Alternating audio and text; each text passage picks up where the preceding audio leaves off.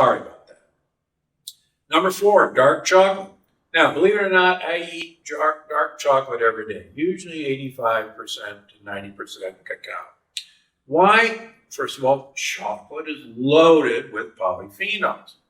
Interestingly enough, studies done by the Mars Corporation, yes, the Mars Candy Bar Corporation, show that cacao-based polyphenols dramatically improve brain function.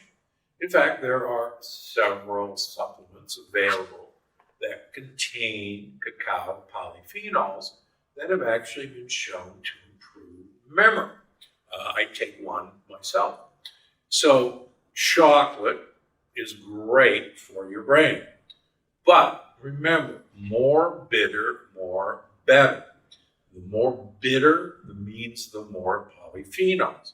So look for chocolates that's got at least 72% cacao. Also, look for chocolate that doesn't have any milk added to it. Same reason here. Adding milk to chocolate totally binds the polyphenols in chocolate. So that's why, unfortunately, milk chocolate is useless for you.